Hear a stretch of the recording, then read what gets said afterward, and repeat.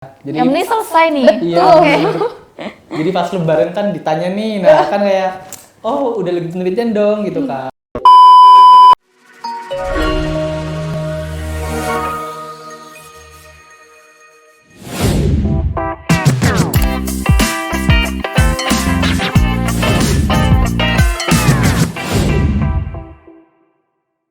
Halo, selamat pagi, siang, atau sore dimanapun teman-teman nonton video ini. Selamat datang di podcast sharing session bareng Laboratorium Multimedia Kreatif FEB Unsud. Kenalin, aku Riris Sayurestika, biasa dipanggil Riris, dari akuntansi reguler angkatan 2022. Nah, pada kesempatan kali ini aku bakal nemenin teman-teman buat ngobrol bareng alumni program MBKM FEB Unsud. So, take your time and enjoy the show. Oke, di sini kita udah ada dua alumni dari program MBKM, ada Mas Egi dan Mbak Lydia. Boleh perkenalan dulu nih dari Mas Egi nih ke teman-teman. Oke, halo teman-teman, namaku Egi Bahtiar dari jurusan Ilmu Ekonomi Studi Pembangunan angkatan 2020 dan saat ini di semester 8 gitu. Nah, boleh diceritain nggak Mas di semester 8 ini kesehariannya ngapain aja? Keseharianku tuh tentunya sebagai mahasiswa akhir ya teman-teman, jadi tugas akhir itu menjadi prioritas ya kan. Terus kemudian yang kedua itu ada ngasih standing dosen nih, jadi kayak membantu penelitian salah satu dosen di jurusan ISP gitu ya. Itu sih keseharianku. Di sini siapa? Dosennya ya, nah dosennya aku tuh Bu Ririn gitu, Bu Diastiodini Gunawan. Jadi mungkin, halo Bu Ririn kalau lagi nonton ya Bu. Aku lagi bantu Bu Ririn nih buat beberapa proyeknya beliau. Ada penelitian apa namanya yang kompetitif dan juga ada penelitian daerah juga gitu, Riris. Gitu. Oke, berarti kurang lebihnya ngerjain tugas akhir ya prioritas utamanya. Prioritas utamanya itu sih. Oke, untuk Mbak Lydia nih kesehariannya ngapain aja di semester 8 ya Mbak, angkatan 2020? Iya. Oke, jadi aku Lydia dari akuntansi 2020 dan juga sama dengan Mas Egi nih di semester 8. Kesibukannya sih sama aja, tapi bedanya aku ambil tugas akhir skripsi, jadi baru selesai penelitian nih, kayaknya sekitar awal Maret baru selesai penelitian dan jadi sekarang masih olah data sama nyusun bab 4. Oke. Di mana tuh penelitiannya? Di Purbalingga sih, Oh, Purbalingga alhamdulillah ya. Soalnya lebih deket dari rumah Dekat gitu. rumah ya. Oke, Oh, rumahnya oke. Purbalingga ya Mbak? Iya, Oke. jadi ya, yang penting dikerjakan. Yang penting dikerjakan ya. Jadi Yang ini selesai nih. iya. Oke. Jadi pas lebaran kan ditanya nih, nah kan kayak, oh udah lagi penelitian dong gitu kan. Aduh ini. Harapannya sih tapi lebaran udah selesai ya. Harusnya ya, harusnya Ya, udah semoga selesai lah sih ya. targetnya sih. Amin. Ya sih, betul. Oke, baik kita langsung masuk aja nih ke pertanyaan-pertanyaan. Soalnya teman-teman nih udah pada nungguin nih aku Iya sih. mau nanyain apa aja gitu. Nah, untuk pertanyaan yang pertama itu dulu ikut program MBKM atau magang itu di semester berapa? Boleh diceritain mungkin dari gantian Mbak Lydia dulu nih. Oke, kalau aku magang itu ikut MBKM tuh di semester 6 ya. Jadi aku waktu itu di bulan Desember akhir sampai April awal. Jadi kurang lebih sebenarnya 80 harian kerja gitu. Nah, itu setelah itu aku juga ikut magang juga tapi bukan MBKM. Jadi itu ada salah satu program dari AIRO itu di bulan September sampai Oktober di semester 7 kemarin gitu. Oke, AIRO itu sebuah komunitas atau organisasi gitu Mbak? Itu dari Unsud ya. Mungkin aku lupa juga sih singkatannya AIRO itu apa tapi International Relation Office. betul. Wah, Mas Egi udah tahu nih. Itu kayak semacam UPT-nya Unsur. Nah, iya, yang betul, ngehubungin gitu. Itu apa namanya kerjasama luar negeri lah. Gitu. itu kantornya juga di belakang rektorat ya. Dalam rektorat. Iya. Nah, kalau yang mengajar itu salah satu ikut programnya MBKM apa enggak nih Mbak? Oh, kalau itu bukan MBKM sih. Jadi kayak mungkin bisa disebut program magang mandiri tapi nggak mandiri banget soalnya dari Semacam Unsud gitu. Volunteer atau Ikutnya volunteer. volunteer. Oke, volunteer ya. Berarti sama 2 semester itu ikut yang pertama program MBKM magang, yang kedua ikut volunteering. Volunteering. Iya. Kalau Mas Egi ini dulu waktu ikut program MBKM di semester berapa? Semester 7 dan juga 6 gitu. Jadi hampir 1 tahun full gitu kan. Iya emang lama ya. Jadi kayak emang di 2 perusahaan yang berbeda. Tapi itu bukan satu perusahaan yang sama kayak perpanjangan magang itu bukan ya. Jadi emang loncat dari satu perusahaan ke perusahaan yang lain. Di semester 6 itu aku dapat penempatan di Jakarta Pusat, nama PT-nya gitu ya. Itu Has Micro Solusi Indonesia. Jadi Has Micro ini perusahaan di bidang software, tapi aku penempatannya tuh di divisi yang akuntansi banget nih gitu guys. Jadi di account receivable. Beda sama internal. jurusan ya, Mas? Iya, beda sama jurusan. Cuma at least ya nggak apa-apa sih selama masih satu lingkup ekonomi bisnis kan. Iya. Jadi kayak aku juga ada kesempatan nih buat belajar akuntansi. Dan kemudian di semester 7 ya kan, aku ikut MSIB lagi dan dapat lagi gitu kan. Itu di Global Digital Niaga atau nama brandnya itu blibli.com gitu ya. Dan di blibli.com ini sama gitu. Jadi efektifnya itu 5 bulan dan penempatannya di Jakarta Timur gitu. Oke, berarti ini bisa 2 kali kesempatan nih 2 dia kali ikut kesempatan. MBKM. Iya, Kok dan bisa itu gitu? bisa gitu ya.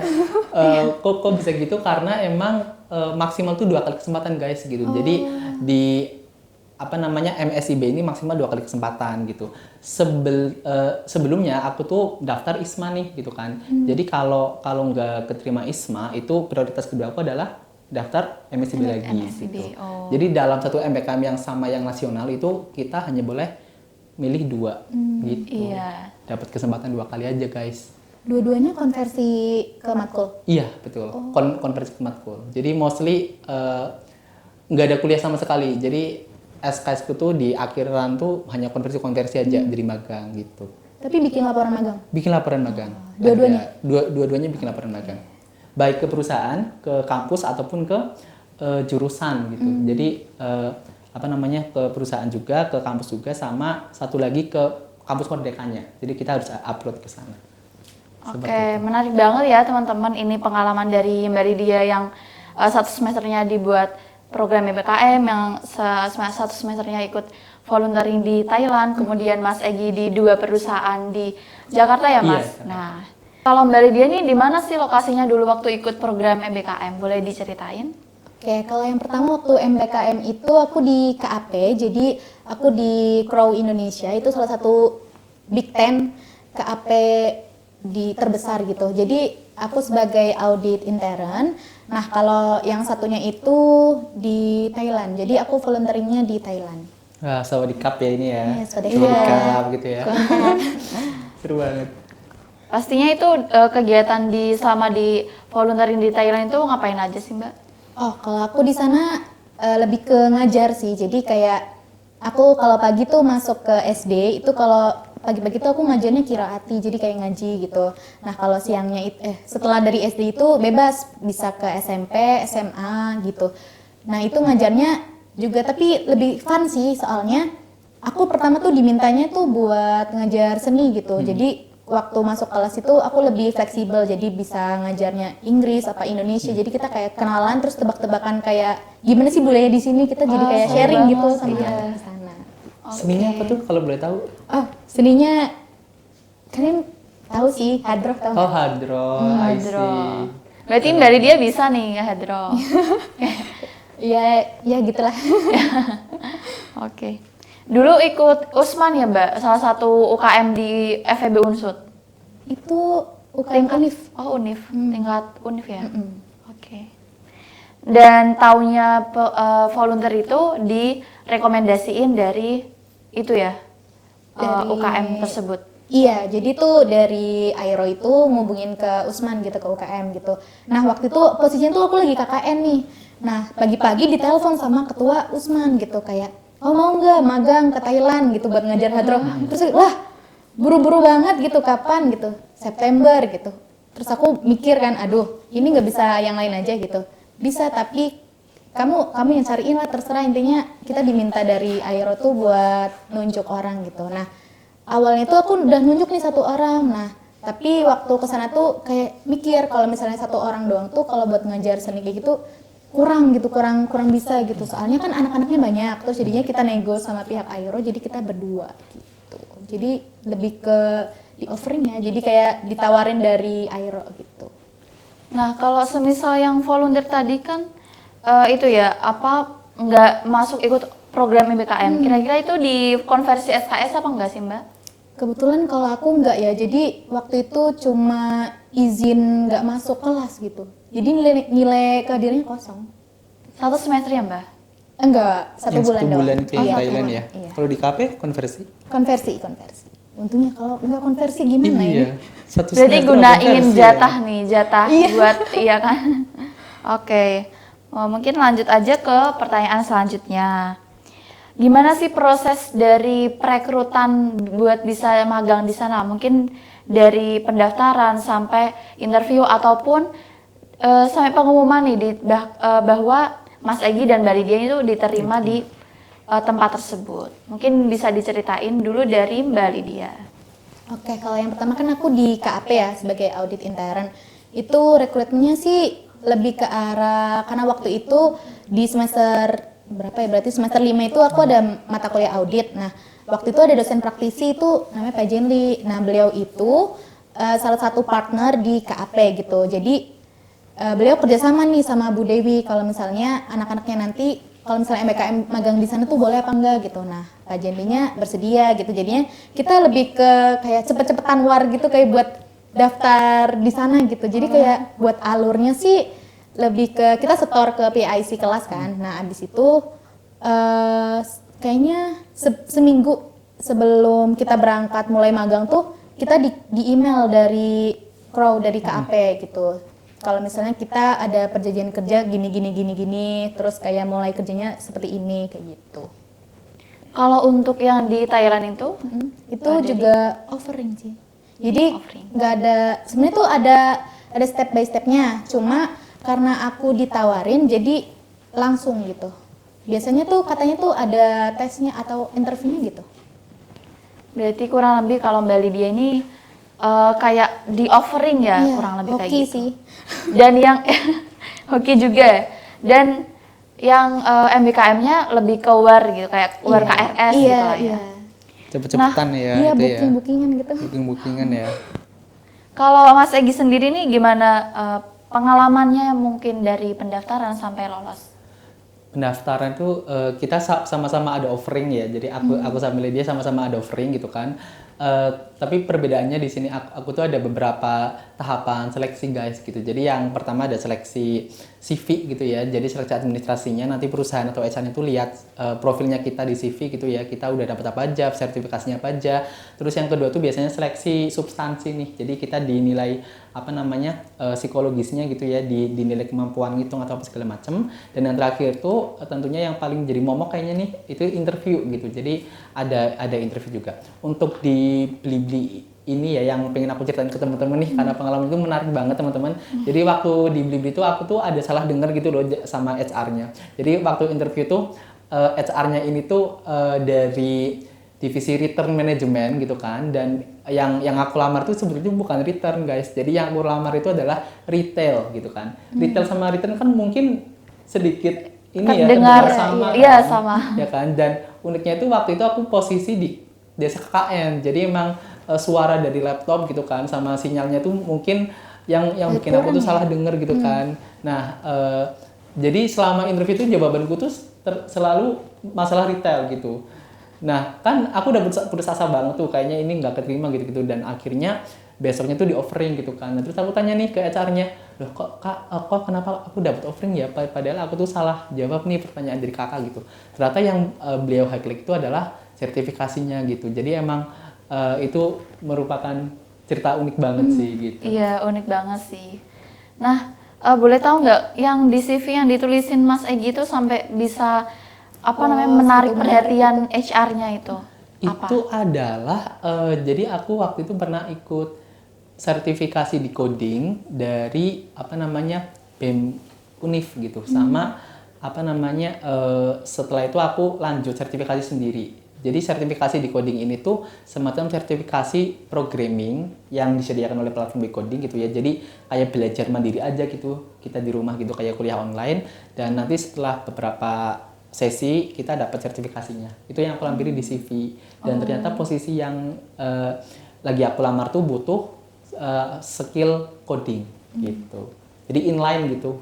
Pas kebutuhannya. banget gitu ya. Bisa pas banget. Padahal Walaupun dari salah wawancaranya denger gitu. Padahal salah dengar gitu dan jawabanmu ngawur banget. Berarti hoki juga nih. Ada hoki juga, kita sama-sama hoki. Iya. ternyata. Wah, iya, semoga kita semua dalam lindungan apa namanya? Iya, Dilimpahi biar keberuntungan. bisa hoki gitu ya. Benar. Oke, masuk ke pertanyaan selanjutnya. Boleh diceritain ke teman-teman juga job desk-nya selama magang di situ itu ngapain aja? Mungkin gantian nih dari Mas Egi dulu. Oke, jadi waktu aku di divisi account receivable ya di PTS Micro itu, aku tuh dapet job desk buat ngehubungin sama nge-emailin gitu ya klien-klien perusahaan gitu. Jadi ada klien yang dari luar negeri gitu ya, dari Singapura, dari Thailand, itu yang harus kita kontak pakai bahasa Inggris gitu ya. Terus ada juga untuk bikin invoice gitu ya. Mungkin dari akuntansi ini pasti lebih paham ya invoice tuh bentukannya kayak gimana gitu ya. Aku tuh yang bikin invoice di HS Micro, terus kayak kita yang apa namanya ngirim-ngirim ke perusahaan gitu kan dalam bentuk soft file maupun hard filenya gitu. Terus di HS Micro ini juga kita dikasih kesempatan buat belajar software internal perusahaan gitu loh. Mungkin di akuntansi itu namanya SIA ya, Sistem Iya, Informasi iya. Akuntansi Iya. gitu. Nah, ternyata di masing-masing perusahaan itu ada SIA-nya sendiri ya, ada SIA-nya sendiri dan kita ada bisa mengoperasikan SIA-nya perusahaannya HS Micro gitu. Nah, untuk yang Blibli ini yang lebih kompleks sih menurutku karena ini tuh basicnya tuh IT banget, jadi kayak harus ada beberapa skills yang harus kita pelajari dulu nih di awal gitu kan, harus banyak skill yang dipelajari dan job desk keseharianku ya day to day di Blibli itu adalah mengotomasikan satu proses bisnis yang berulang gitu. Jadi ada repetitive task gitu ya. Mungkin kalau di akuntansi itu kalau ada bukti transaksi tertentu itu harus diapain, itu yang kita otomasi gitu. Iya. Jadi itu final projectnya di Blibli. Dan alhamdulillah udah ada final projectnya juga yang aku propose ke user gitu ya dan sudah diaplikasikan nih di Blibli sekarang gitu. Oke. Suatu pengalaman yang berharga banget sih. Pengalaman yang Terus berharga banget, bisa juga lebih tahu ya Mas tentang apa namanya proses bisnis ataupun hal-hal akuntansi nih. Padahal kan Mas Egi itu dari ISP. jurusan ISP Iya, gitu. bener banget. Terus untuk Mbak Lydia nih job desk-nya selama magang MBKM itu ngapain aja? Kalau aku kan sebagai audit intern ya, jadi kayak meriksa gitu. Nah kalau misalnya si Mas Egi nih tadi bikin invoice, aku yang meriksa invoice-nya.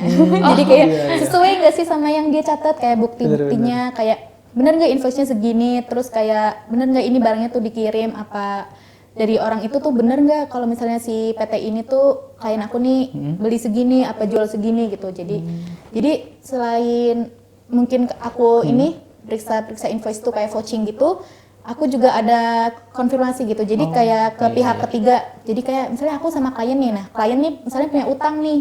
Apa punya piutang atau punya apa gitu. Nah, ke pelanggan gitu. Nah, aku konfirmasi misalnya ke bank. Nih bener nggak nih kliennya tuh ada utang segini kayak gitu.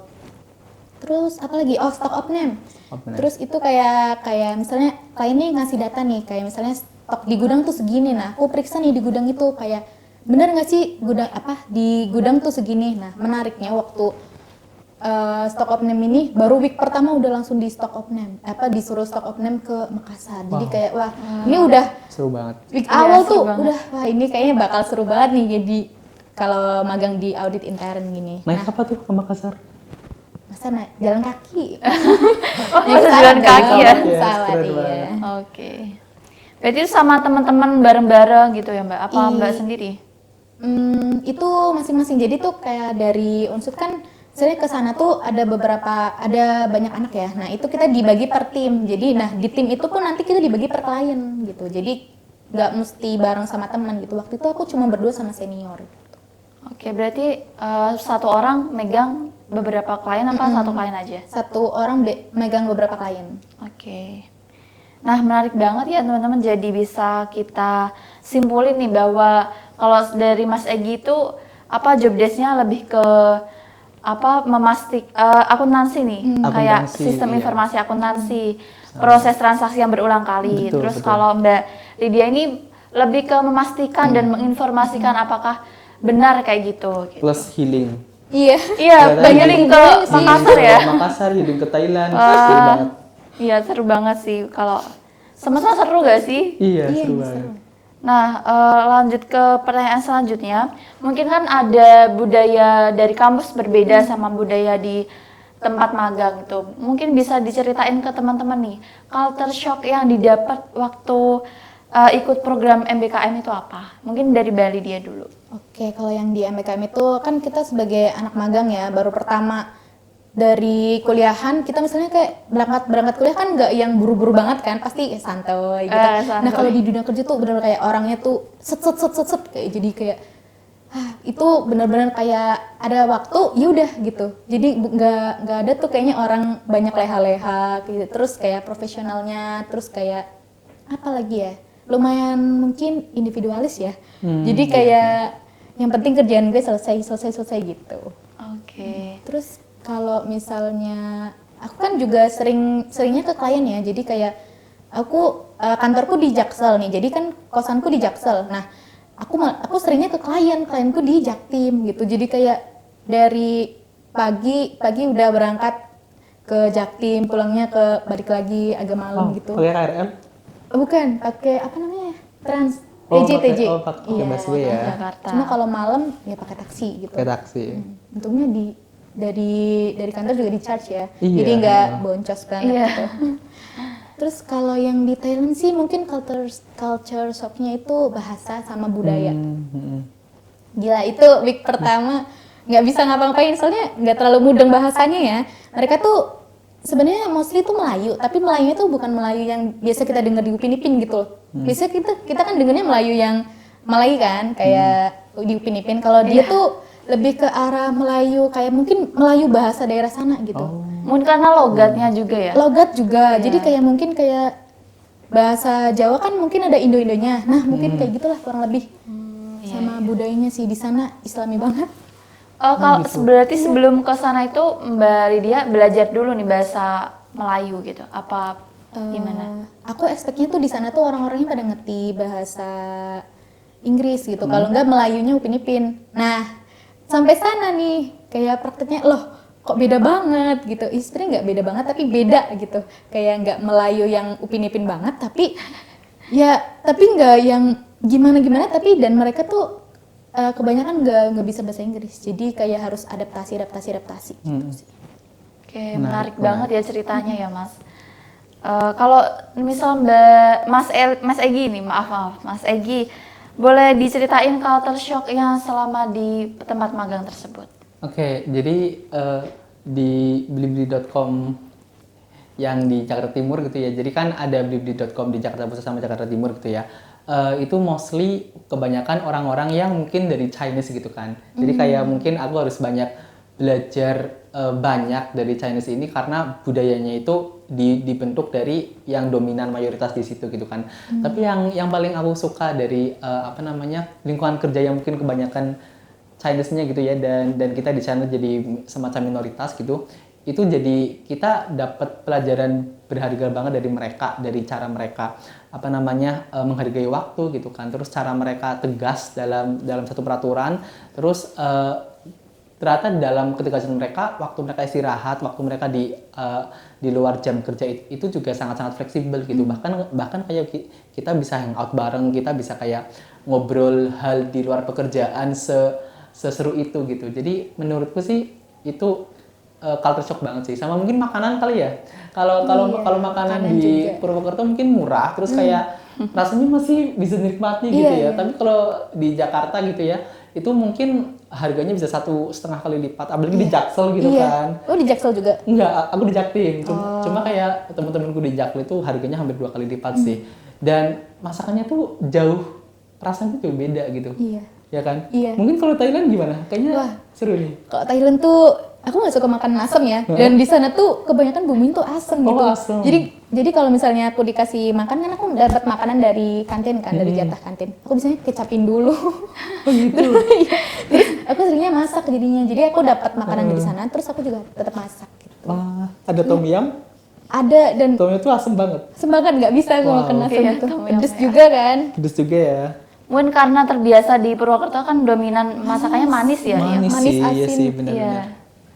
Oke, untuk pertanyaan yang terakhir nih, ada nggak sih tips buat teman-teman yang lain buat yang pengen ikut program MBKM itu apa nih saran dan tips-tipsnya gitu? Mungkin bisa tips dari Mbak Lydia dulu. Oke, kalau buat teman-teman yang pengen MBKM nih, menurutku sih jangan ragu ya kalau misalnya mau apply di mana kalau misalnya bisa yang jauh dan kita jadi minoritas malah justru itu kesempatannya. Bener nggak? Jadi kayak kita tuh banyak belajar adaptasi, iya. terus kayak jadi kita tuh kayak tahu budaya orang sini tuh kayak gimana. Jadi kita bisa ambil positifnya gitu. Iya, Kalau misalnya kita ikut, misalnya kayak yang penting di zona nyaman kita, malah justru itu nggak banyak berkembang gitu. Jadi buat Iya. teman-teman jangan ragu buat ambil yang misalnya mau magang jauh gitu ya, ambil aja gitu. Kalau selagi ada kesempatan ambil gitu. Kalau dari aku tipsnya gitu sih. Oke, berarti selagi ada kesempatan, ada peluang gitu lah ya, ambil walaupun Ambil aja. maksudnya kayak jangan takut nih teman-teman, jangan takut sendirian, tapi pasti di sana juga ada yang lain gitu, ada kita nggak sendirian di tempat manapun. Justru itu malah buat jadi kita tuh bisa berkembang gitu, kayak nggak stuck di zona nyaman. Iya sih, betul banget. Kalau tips dari Mas Egi nih buat teman-teman apa? Kalau dari aku nyambung ke jawabannya Lydia tadi, jadi keluarlah dari zona nyaman kalian ya. Dan mungkin ada beberapa dari kalian di sini yang sudah siap nih untuk merantau lebih ke Jakarta mungkin ya. Bukan hanya merantau ke Purwokerto, tapi merantau ke ibu kota gitu kan. Dan mungkin ada beberapa dari kalian juga yang takut nih ke Jakarta atau ke kota lain atau ke luar negeri bahkan nih gitu ya. Saranku dan Lydia itu keluarlah dari zona nyaman dan juga jangan takut karena justru itu cap kita untuk bisa improve ourselves gitu kan ya. Dan terus tips dari aku nih buat teman-teman, kalau mau daftar sesuatu yang menurut kalian tuh jauh requirement-nya, menurutku daftar aja dan lampirin sebanyak mungkin sertifikasi atau profil diri kalian yang ada gitu. Kayak misal mungkin dari cerita aku yang kemarin keterima di Blibli itu kan, aku nggak expect ada satu sertifikasi yang di Highlight HR ya. Jadi menurutku sertifikasi apapun yang kalian dapatkan gitu ya, walaupun itu sama sekali nggak inline sama posisinya, ya siapa tahu itu lagi dibutuhkan, jadi tetap tulis aja. Itu mungkin tips yang menurutku unik sih buat kalian highlight gitu. Oke, itu ya teman-teman ya, pelajaran ataupun tips yang bisa dikasih Mbak Lydia dan Mas Egi untuk teman-teman. Semoga insight ini bisa menambah pengetahuan dan bisa buat curi start teman-teman buat nantinya mau ambil magang gitu. Oke teman-teman, dari pengalaman yang udah diceritain sama Mas Egi dan Mbak Lydia ini, kita dapat simpulin bahwa jangan takut nih teman-teman buat keluar dari zona nyamannya. Barangkali di saat itulah teman-teman bisa menambah value dalam diri kalian.